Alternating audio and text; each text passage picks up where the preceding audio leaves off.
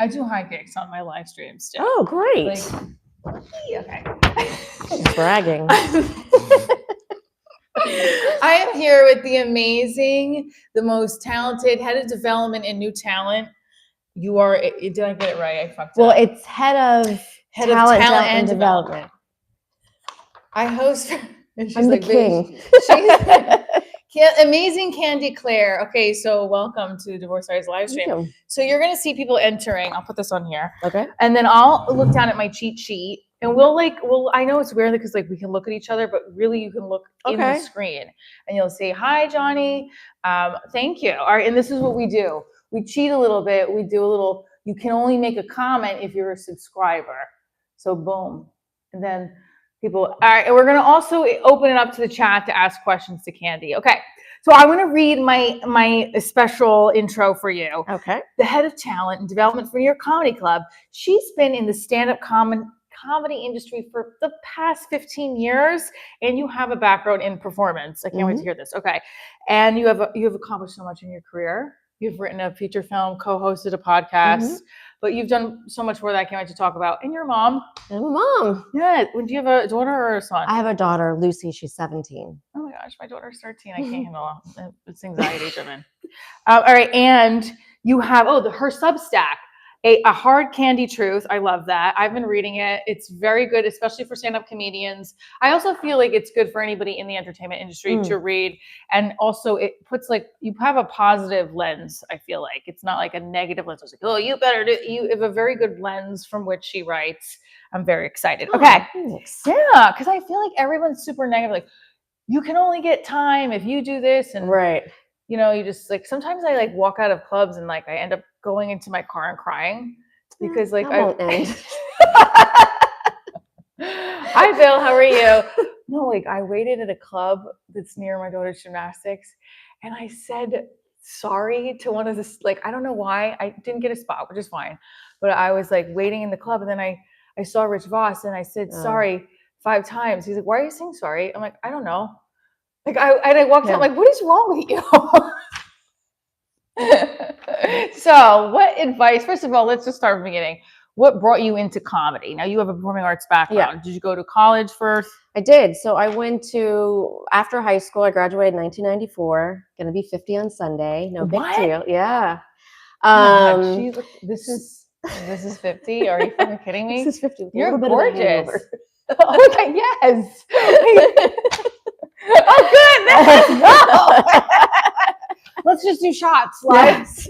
Every time. What's a special word? Every time we say comic, we drink. Okay, go ahead. So you started in college. Yeah. So I went to performing arts school. I went to special effects makeup school. I'm very good at 3rd-degree burns and black eyes. No big deal. And Canada. Then I went to performing arts school in Bath, England. Okay. Really mastered theater, really got into theater and stage managing theater and splicing sound by hand. That's very fun. I used to splice on I caused my film to get on fire because I spliced it and it messed up. Oh, well, sounds like that's Then I went to the American Academy of Dramatic Arts here in New York City. And then 9/11 happened, I guess. Yeah. So my schooling is from many, many years ago. But what ended up happening is I moved to Charlotte, North Carolina, which is where I live now. What's up, Charlotte? Yeah. If you're in Charlotte, hit that like button. And then I got married. Had a baby. I was a stay-at-home mom, and then I worked with a gentleman who now directs documentary films but I was kind of putting together events and things like that. And then we moved back to New York 5 years later because I was like, this is not me. Yeah. I've made too many cupcakes so far. But then I needed to have a job here that worked because at the time I had then 3-year-old, 2-year-old, 2.5-year-old. So friends of mine from acting school were actually servers here when it was Stand Up New York. Ooh. So, and then I was a cocktail server for many, many years here. Oh, wow. But that's generally what happens. Our bookers of clubs are generally someone that works in the staff because you know all the have a relationship with comedians and you know what works in the room, most importantly. That's key. So when we've done behind the scenes at this is New York Comedy Club, Upper West Side. There's a total of 4 locations, by the way, right? And there's one in Atlantic City as well. Yeah, that's right. AC, baby. When we've done Stanford, I was behind the scenes. We have a blast, and you guys see, look, your interview came up on my Google Messages. So, so as a server, you work your way up, especially because you know how the club works, and you get to know the comics. I love that. So, all right. So then, at what point? Look how excited I am! I dropped my paper. At what point? Here comes the kicks. Yes, yes. I was a server. Side note: what was your least favorite? Did you bartend or just serve? I did both. Okay, what was your least favorite drink to make? A Manhattan, probably. Yeah.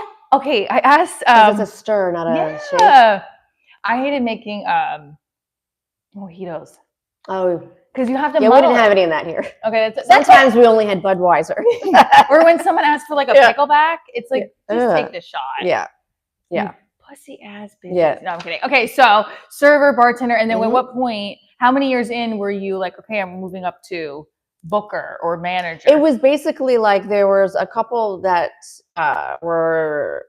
didn't fit or didn't work or moved on to something else, and then I had been asked to do it a couple of times, but I saw how the life was, and I was like, I don't want to.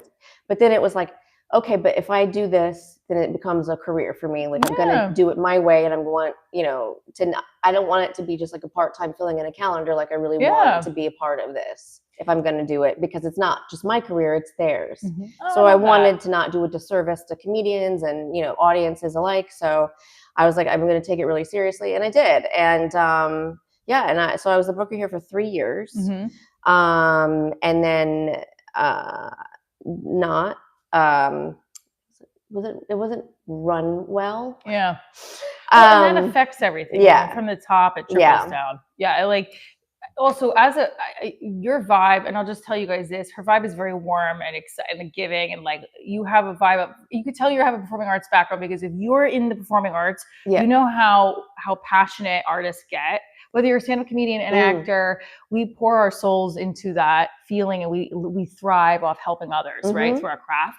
So when you see that, you're like, I want to really make a difference in how this is run. Okay, so you paused a little bit on the booking for a while, you said, or no? Well, it was like I left here, and it's such a small community that within minutes, I got texts and emails from Amy Hawthorne, who was at the time the booker for New York Comedy Club, and Emilio they didn't know where they wanted, but they wanted to have me as part of the organization.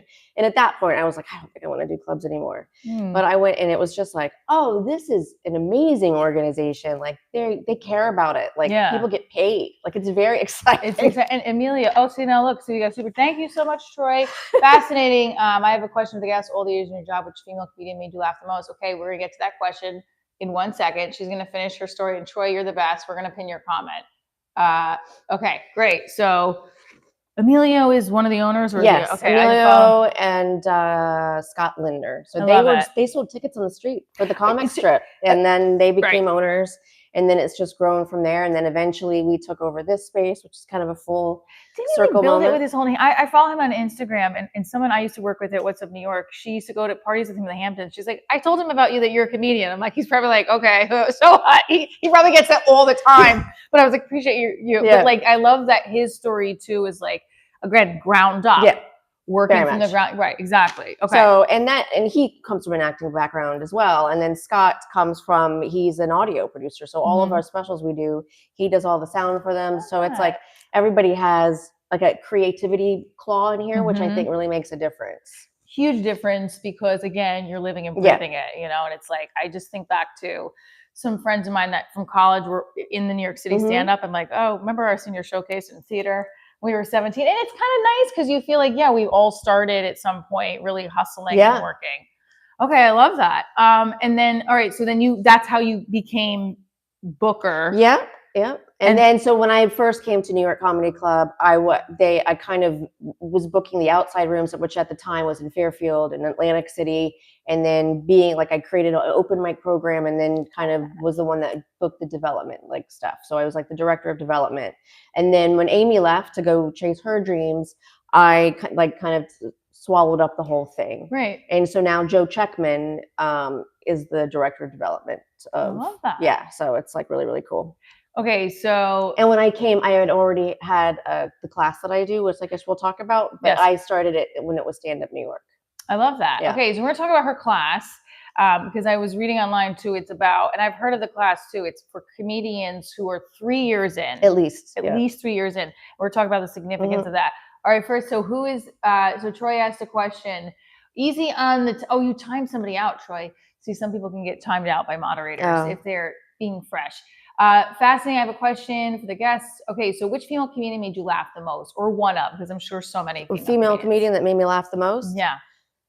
That's working in New York City or just in general? Because Jessica Kirson is a beast. I mean, I love her. And she's here a lot. And yes, she is. She's just like a powerhouse of energy for sure. She's one of the people that I went to see her when she was in Jersey on my birthday a couple of years ago and just sat in the corner and like, because I'll rewatch her videos just like if I'm having a down day. Her and Yamaneika Saunders. Yep. I will rewatch their stuff and just feel good and happy inside. And that's when especially as a comedian, when you rewatch their stuff, you're like, hey, this is really funny. Yeah. So I love her. I love Steph Tolev. Yeah. Oh my God. Yes. Yeah. That's when you were talking about watching the videos. That's something that I'll do. It was with her. She's just did one with a friend who was a wrestler, and I was like, I can't. Like, because her friend who's a wrestler is like pushing her into the pool. Yeah. Like, that reminds me of my friend who's a cop. Who I was like, hold me back, Liz. And when she held me back, I'm like, ow, I can't move. Yeah. Because that's what she does for a living. Right. Yeah. And I also am loving Robbie Hoffman. And so they're, and Leanne Morgan, of course. Oh, yes. Yeah. Oh, I love her. Yeah. Yeah. So there's a lot. Marie Faustin is great. So there's a lot of, and I love female comics. Marion Groden. I like the older ones too, especially. Yeah, well, I feel like also they just have sustenance. They have a story to tell, and I love that they can do it here, and they're hilarious. Love that. Okay, Julian, how are you? All right, so the class. Tell us a little bit about the class. Now, that's not okay. So, what is the title of the class? I don't think it's a comedy intensive workshop. Okay. So when I originally started, it was pre-pandemic and it was here, and I did it over the course of several weeks, like on a Sunday when nothing is going on. And then, the pandemic happened, and then I moved back to Charlotte when the pandemic happened, because at the time living in 400 square feet with a 12-year-old is really tough. Oh my God. And I do what I do for the most part remotely anyway, right. But I come back once a month. So I'll do it. It's like 3 days. It's a comedy intensive. It's 4 comics, 3+ years in, because I was noticing it was like, it's that point where you already have your voice. I can't tell you how to be funny, like you're there, or you know what I mean at that point, but it's helping you. What do I do to take the next step to make this a job, to make this a career? So it's like an industry resource. It's tightening up jokes. It's how to understand the rooms. And you only allow 4 slots. I have 10. Okay. And I probably do it once a month or once every other month, depending on my schedule. So it's kind of like, when can I make it work? But do it with Joe, who is, like I said, the development booker here, as well as having an industry person come in, having other comics come in. So, it's not just me you're hearing from. I can kind of hear collectively, but it's intense for a reason, because it's like, I get right up in your business. I'm asking you a lot of questions. Obviously there's a pressure that they feel because they're in front of bookers, right? So it's this pressure to want to be good, but it's like, this is a workshop. Right. This is nothing to do with the audition process. This is a completely separate thing. Sometimes have I seen a star and I was like, so, but for me, it's important because I get to work with comics. I get to see what the trends are as well by working with them, and then having their conversations about what's been working from them, joke wise, and what doesn't. And it's interesting to hear that too, because something that works at the 4th Street location won't work here. Like, you know what I mean? Like, so there's definitely, I have to think about all of those things when I put together a lineup, for sure. Right. So I do Divorce Diaries, the live comedy show, but then some of my stand-up is a little different when I do Divorce Diaries versus a set. And point taken, I'll do a lot of I'm a part of the group of women that are the PTA. But my boyfriend's like, well, not everyone's going to be a parent, Michelle. I'm like, no, I know that. But you all know what the PTA is. Hopefully. Even so, that's a thing. It is a thing, Parent Teacher Association. And then I say, pussies to avoid. Oh. But like it's That's also could mean cats, but yes. I avoid both. We avoid both, and sometimes some of the people like in the club, I'm like, I know your mom was probably the head of it. So if they're young, but yeah, so you have to gauge with your audience how to read them. Like, and sometimes like, what do you have a person that comes in to do the program that you're like, okay, did he became a big star, or are you allowed to say? Yeah, I mean, I guess what is big star? That's a good question. Yeah. What's successful? Right, Sarah Cooper. Oh wow. I had Gus Constantelis was in my first. I love Gus. Yeah, he's great. Jean-Marco Cerezi, is he? Yeah, I worked with John Marco. Wolfe. They're both great. Who else? So for us, we work in comedy, so it's like success means all different things. Yeah, I've worked with Gus and Gianmarco, and I worked with Gus right in the very beginning, and he's just a night. Like I just remember him doing some things about his Greek mom, and then how that evolved. And Gianmarco Ceresi.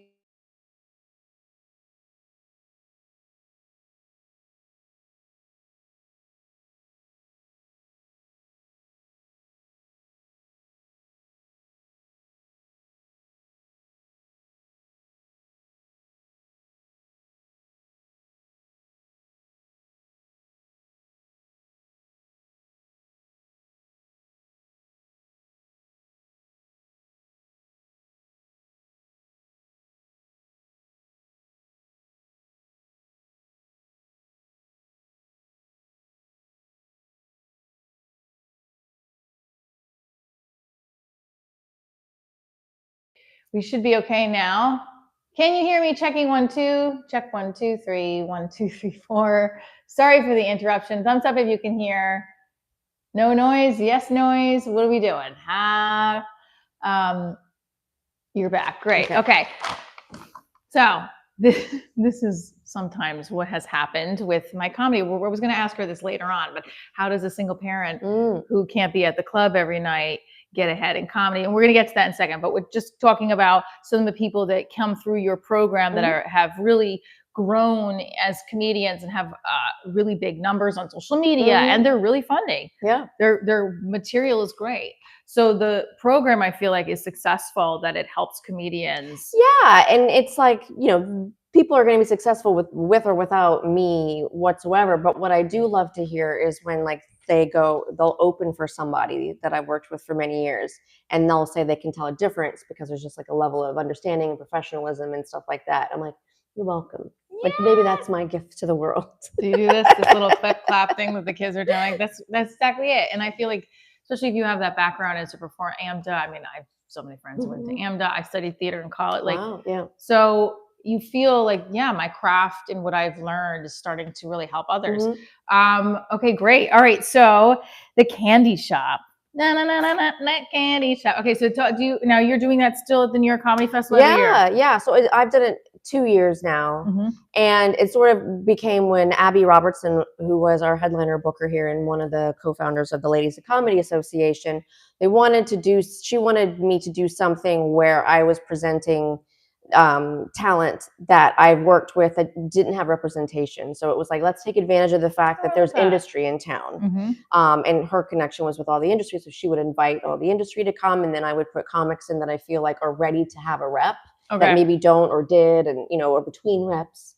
And so I don't know that anything has happened with any of that right now, because so for me, I don't really deal with representatives myself, and I don't want to.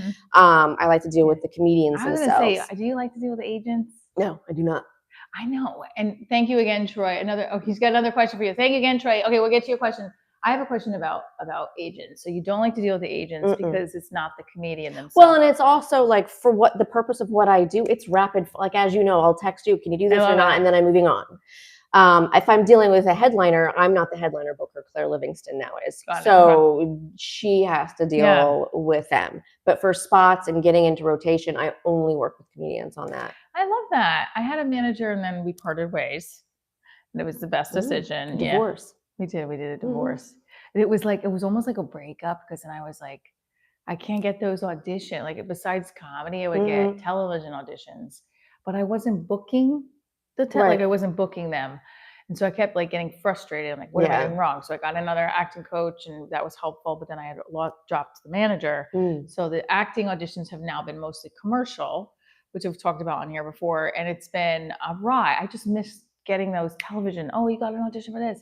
And so what makes a comic ready for a rep?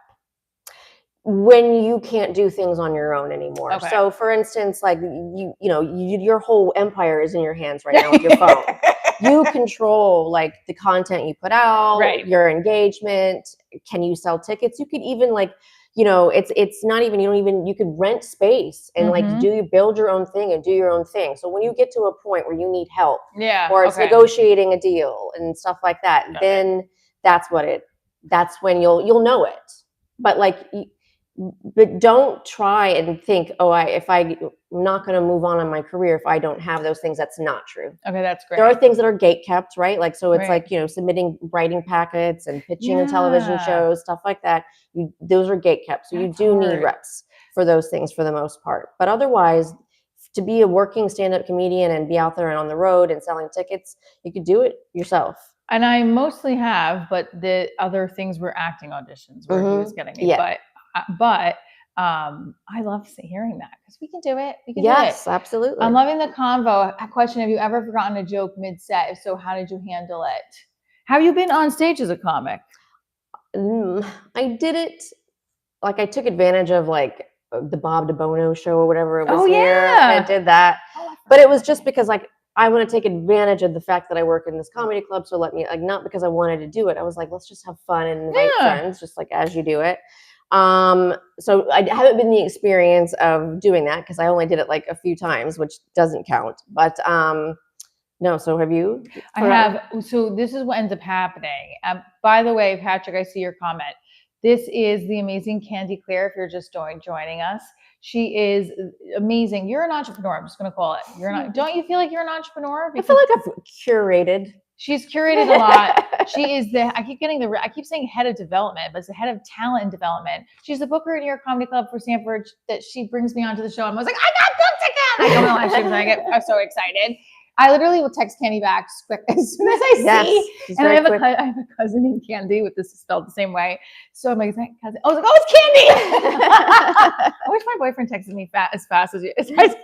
No. I get on him for that. By the way, on a side note, with when people respond to you, that's a good question. Like, do bookers or people in the industry, if you don't respond right away, do they get like, okay, never mind? Or is that what is? I mean, I'm aware of that. You guys are not up at first thing in the morning. Like we're on opposite schedule. So if I send something out in the morning and I don't hear back until later this afternoon, that's fine. But if it's like a day passes, I've moved on. So it's just like, you do have to be responsive, but I'm aware of the life that you're living. You know what I mean? So, but yeah, being responsive is a huge part of it because it makes my job easier. I'm booking 65 shows a week. Holy crap. So, Wow. Holy crap. That's a lot. Girl. Okay. So are you consider yourself a single mom or single parent? I mean, I'm a co-parent, I guess. Okay, like I'm not doing it on my own, but when Lucy was little and I was starting off in comedy and I had just gotten divorced, it was a very, very tough time. Yeah. And you're on the verge of exhaustion all the time.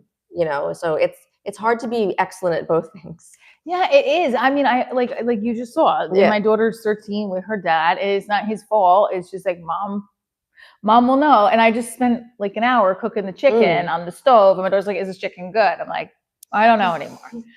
But what would you say for single? Not that there's not single dads in comedy, but I've met up more single moms. I'm a single mom. What would you say if that whole thing about hanging out in the comedy club to get a spot or to make yourself network and known? If we can't do it, what other options?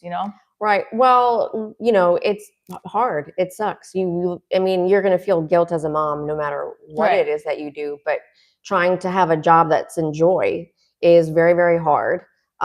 It's exhausting. There's no money in it. You know what I mean? Like you do it because you love it and it's a part of who you are. And so it was really tough. I mean, there were times where I was rolling quarters to pay rent, working on 3 or 4 hours of sleep.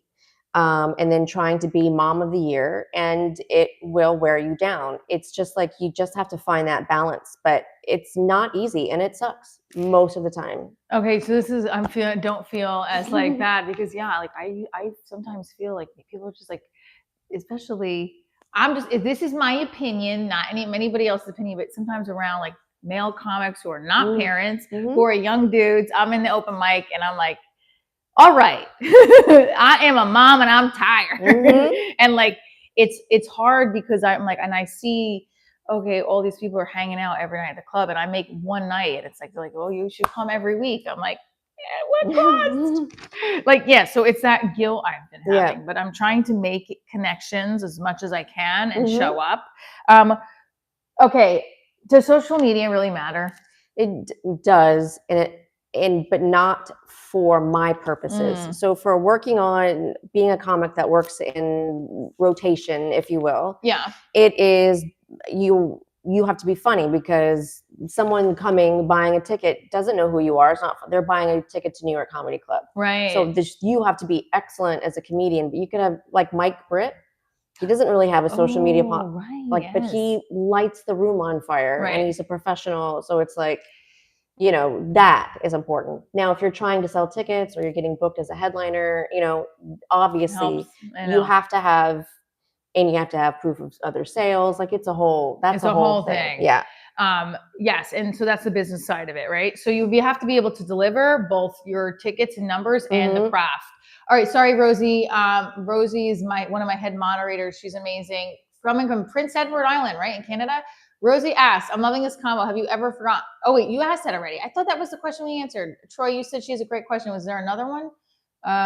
Okay, well, Candi's Booker, is it explained? Is it great? Oh, okay, we got that one. Yes, add more questions if you guys have more questions for Candi. This is awesome. Patrick, somebody quiet Patrick up. See, we have some cookies in the chat. So we've had some fun. All right, wait, so okay. I get this thing. I was going to do a members only for this clip, but I got to ask you. So I am very, I can't separate personal and professional. So I mean, with comics, I'm saying if something happens right before I go to a show, it's in my head. I got into my boyfriend and I were talking about something. I told him, if you don't text me, have a good show or I haven't heard from you in hours, it's in my head. I'm like, why have I heard from him? And then it's fucking with my set. I know this sounds dysfunctional. But what do you it gets in my head and it starts to work into a sense where either I could do a joke about it, but it's not a new joke. It's a joke. It's just me sounding like I'm raging at my boyfriend on stage. How do you tell comics to be focus on your set and not the shit that's going on? The reality is this is a living, breathing organism being in here. So you are having a relationship with the audience. They're going to feel your energy no matter what. And the most important thing is to be authentic. If you have a fight with your boyfriend, address it and then get out of it. As long as you learn that craft of being able to jump into, even if it's having something with someone in the audience, being able to jump in there, deal with it. Don't ignore that that's happening in the room and being able to get back into your set. Okay.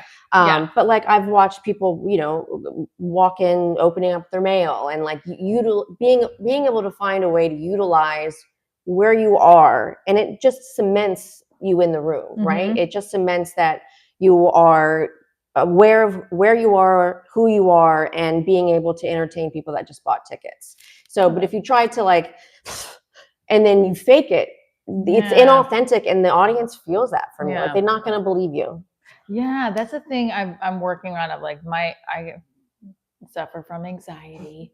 Shocking. But you all do. I know, right? I want to say my boyfriend. It's something. I've never felt anxiety. If you need immediate reaction from people, you're dealing with something.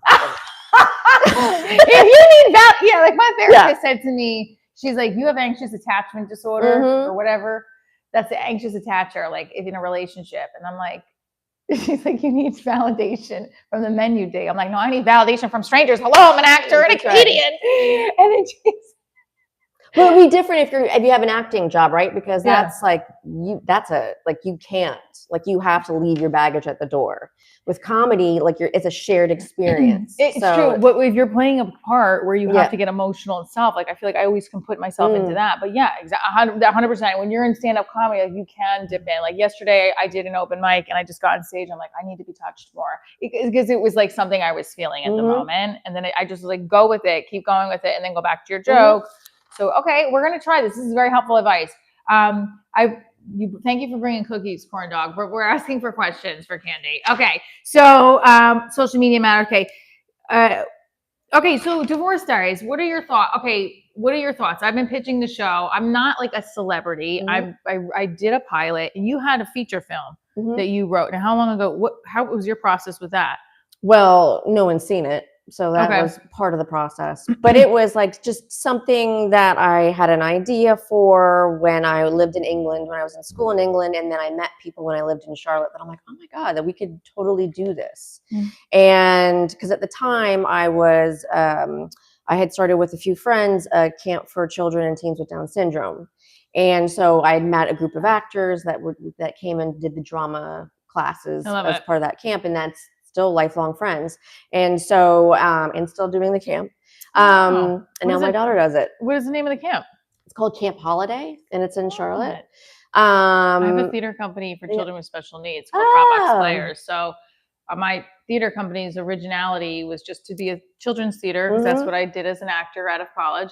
But then my daughter was having like speech delays, so I changed it and made it for inclusive theater. Hey, look at that, we made a connection here. I love that. Wonderful. Yeah, but so for me, I was so production, like, I'm crafty, I should say. So like pre-production, putting this together, getting it filmed, and then it took years to sort of do it and have it filmed and all that sort of stuff. That I was great with. I didn't know how to. It went into one festival. And but I just didn't know what to do with it after that. But that kind of thing. But there's so many opportunities now too for and there's so many streaming services. You could do it yourself. You know what I mean? There's so many ways. Hence YouTube. So what ended up happening was I put it up on Prime. It is on Prime. But I want to film more episodes. So I always say my dream with Divorce Diaries is for it to be like the next Golden Girls, and I say Golden Girls because the writing is timeless, right? Like I was like a kid watching older women and finding it fascinating. Whereas you don't have to be divorced to find the show fascinating. Everyone can find a piece of themselves in the show. So I want to film more episodes, but no one's knocking. So we did I started doing a live stream to show the behind the scenes. And I started filming Divorce Diaries on the street and doing Man on the Street. I used to do a show called What's Up New York. And I took that piece and added it to the YouTube channel. But gosh darn it, I really want it to be on a network. Yeah. So I don't know. Will you watch it? We're going to ask Candi. Sure, I'll send her the pilot and she can watch it and see what she thinks. And it was only shot in $10,000. Which is crazy because that feels like the most money to me. I know you could do it for less. And when I tell people, they're like, oh, you need a better sound person. You need to be that. I'm like, I know. That's what we raised. That's what we did. And filmmaking I love it though. I loved filmmaking. That got my. Is it like a narrative? Mockumentary. Yeah. Oh yeah. And I shot a web series. So after that, nothing was coming. So we found a corporate sponsor here on the Upper West Side, Solid State Coffee. Shout out. Thanks, James. He gave us money and we shot 5 episodes in 8 hours, which was psycho because it was really crazy. It was, but okay, great. So So you think I should just keep plugging what I'm doing? Keep plugging it. I mean, if you're loving doing it, you know what I mean? Like, the thing is if you want to make it and you want it out there, you'll find a way. Yeah. Oh, I will find a way. Especially like every year, I always feel like God gives me things where it's like, really? Like, how do you just put something on Prime? Like, to have it? Exactly. I don't know. I submitted it. I do know. So I had a sales agent at first, and then we parted ways. And then I had my comedy special. I signed with a producer who's like, let's get more money to film more episodes. And then we didn't get the investor. We were together for a year, but shout out David and Danny, David Vox and Danny Reyes. They shot my comedy specials. We're like, let's put something out there that we've all done together as a team, because they didn't help me shoot the pilot. And we put my comedies, we filmed it in Chicago. They're from Chicago. I met them when I did my show out there at the Comedy Shrine when that was open. And then we did a special at the Lincoln Lodge. We filmed it. We were able to put that on Prime because you can independently put something up. Now the rules have changed a little bit. So I got right in to independently throw that up too, the pilot. Oh. That's how I did it. So yeah, but it's also on True TV Plus as well. Oh. Then this past year, I was just like hauling away at submitting it to streaming platforms, and I got it on True TV Plus, and it's on a couple others that are smaller, but you know, so you can have it in more than one place. Yeah, well, that's cool then, because it's no one else on. I'm the one who owns it, but it's not monetizing wise. It's not doing anything. I just want people to watch it, right? And but I will say the reach out, like she says, there were so many streaming platforms. I reached out to over 300 people, and I got actually 3 yeses: True TV, Next Up Comedy, and there was one other person that I didn't go with because they wanted me to pay them money. Yeah, that's probably that's not that's you know. Not right. Was it? That's like one of those modeling things. Yes, remember those? Like it was what were they called? Like Barbizon models. Yes. Did Barbizon make you pay? I don't know if Barbizon did, but there was a handful of those. I don't even know if they're still around. But it was like you pay to, They're like, we're an agency, but you have to pay for the headshots, and you give us $3,000. One of the school moms came to me and asked, "Well, my daughter wants to do." You ever get that from your in the past if they know you're in entertainment? Like, well, my daughter has this agent that's interested, but they want her to pay this money. When I would tell the woman, no, that's not legit, but she still went against what I said and did it. And then would say, "Oh, this doesn't seem." I'm like, "But I told you not to do it. Then why did you ask me?" My daughter's not friends with that kid anymore. No, they're not. I don't. Yeah, there's some moms out there. All right, so we have rapid fire. Are you ready? Are you having fun? I hope you're having fun. I am. Yes. Thank you for sending the floating heart, Robert. Appreciate you. Guys, add any questions here for the chat. I have been taking up so much of her time already. I'm so excited that we're here at New York Comedy Club, Upper West Side in New York City. They can come see a show tonight, right? Yes. We have 7 and 7. What is tonight? Wednesday? 7 and 9:15 shows tonight. 7 and 9:15. I mean, hello, you're up here. Even if you're a parent on the Upper West Side, gotta get here because it's perfect timing. You can get in bed right before your kids are asleep and you're good. Get your 8 hours. Okay, rapid fire. Coffee or tea? Coffee. Wine or beer? Wine. Used to be beer, but then when you get older, you don't digest it very well. I should have brought the wine with me. We could have had the Cedar Rose. Okay, the next one I'm going to bring it. What app do you use the most? Instagram, TikTok, Facebook, or YouTube? Instagram. Okay, yeah, same. Well, no, I have to say YouTube now. You do have to say that. Deal breakers in dating? Don't be a murderer. Probably. It would be a deal breaker. Do you like? Actually, I'd be fine with that. But be emotionally stable about it. Have a therapist at least. Do you like self-awareness is super important. So yeah. Do you believe in love languages? I do. Thank you. Yeah, I do. Like, what's your love language? So for me, it's I want to say words of affirmation, but it doesn't have to be affirmation. It just has to be words. Like just be communicative. Say something. Yes, just say something. I need words, physical touch and touch. Yeah. Oh, yes. Thank you. All right. Every time I ask the audience, women will say stuff and then we're just quiet. They're like, "Yeah, silence." 3 top favorite comedians, which we got to a little bit. Yeah. We male, female, anyone in your top radar that are alive. Yeah. Oh, we can do dead too. We could do the dead ones after. Yeah. So right now, it's definitely like Jessica Kirsten for sure. She's definitely up there. Like I said, Robbie Hoffman, and I love Mike Britt. I would say these are people that walk into a room and it explodes. Dave Attell, of course, is everyone's favorite. He's just the best and always will be. Yeah. It's like, what comic would I walk into the room for? It would be Dave Attell. And so, that's my boyfriend messaging me. Okay, so Dave Attell, I love that. Okay. I have to say, when I featured for Sypha, that was so much fun. We had such a good time. I brought him pastry because he used to work in the town that I live in or have an office. I'm like, all right, I brought Italian pastries for the green room from the bakery. And I said to my boyfriend, I'm like, is this weird? If I say, "Hey, you want to work again?" He's like, "It's only weird if you make it weird." Right. I'm like, "I'm going to make it weird because I'm a spaz." I was like, "Nah, screw it." So I went in and they were like, "This is amazing." I was like, "Okay, good." That's so cool. I'll have to bring you the Italian pastries next time. Look at me. I'm an idiot. I should have brought them for you today. Next time. All right. So finish this. If you can survive stand-up, you can survive the war with Iran, probably. That's good improv. I love that. That was really good. You must know how to play Zip Zap Zop too, right? Oh, yeah, you're built for war if you can survive this industry for sure. All right, I was gonna do divorce, date, and diss. We don't have to. I don't know that if I can. I don't know that I'll do it with. Yeah. No, we won't do it with comedians. Let me think. Okay, divorce, date, or diss. Let me think. Okay, we got Brad Pitt, Ben Affleck, and Will Smith. Okay. Those are off the top of my head. I'm going to diss Will Smith. Okay. I'm going to divorce Ben Affleck because everyone's doing it. And what was the other one? Brad Pitt. What was the last? Date? Oh, I guess. Okay. Why not? Okay. Why not? I agree with you on that. I might switch Brad and Ben. Really? I think I might date Ben and divorce. I still don't like what he did to Jen Aniston. Like, I feel like he cheated and he did the whole, like, I remember the whole. Both of them are a real disservice to Jennifer's everywhere, though. 100%.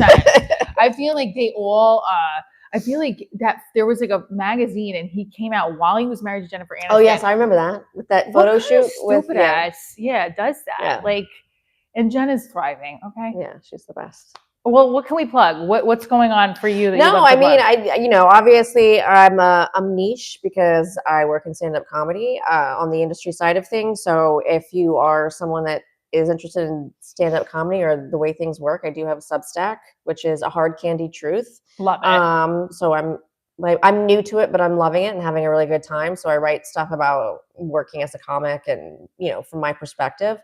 And we'll put that in the description. Yeah. We'll put that so you can click on that. And but the link to that is also on my Instagram, which is Candi Clare at CandiClare. Yeah, sometimes I post pictures of my kid. Sometimes I do silly videos. It's really content driven, and I do it probably once every month. No, I think it's great. I think the articles on Substack, I really appreciated when you put something that stuck out was putting the pinned video of your of a top joke, right? So, because I was like, oh, let me make sure I have that, and I had one, but that's older. I did like a sponsorship with Blue Chew. Oh, yeah. And it was a thing that went viral, but it's not the funniest joke. I got like a lot of weird comments from dudes on it. I was like, well, you probably need Blue Chew. But like, so that was one that stuck out, was having that pinned reel of a joke that's funny. Not a 5-minute though, right? Just like a quick one, or would you? It could be whatever you think that, for me as a booker, I'm going to go and watch probably 40 seconds of what you're doing, just so I know, okay, this, like, especially if I'm booking openers for somebody in Stanford, I need to know what the headliner is to know who to book for as an opener. Do you typically, because sometimes they'll do the male, female opener. Do you care? Yeah, I love that. It's like, doesn't matter, right? It doesn't matter. I mean, I do, if it's, and a lot of times, like, they'll ask for one or the other, or, certain things, but like, that generally doesn't matter because you're playing to a specific kind of an audience. Yeah. I think that the in paying attention to details and directions, which is hard. Like if they ask for a 10-minute video, give them a 10-minute video. That's been and it's like, well, Michelle, fucking figure it out. Because some people are like, oh, you're doing 12. Should I ask? Oh, can I just do 10 because I need it? Or do I not do that? Because it's hard. Sometimes, like I have a show tomorrow, I'm doing 25, which I'm co-headline, great, wonderful. But then I'm doing a spot the following week. It's 8 minutes. Should I ask for the extra 2, or should I just say, can I do type 5? I mean, I would just do the 8 minutes. Yeah. See? Because they've got it scheduled the way that it's supposed to run as well. Follow directions. Yes. The things that you learn in preschool, Michelle, are still alive. Thank you so much for joining me. Thank you for having me. Candi Clare, everybody. Please check her out. Follow her. Stay tuned for more. I love you guys. Thanks for tuning in. Bye. Bye.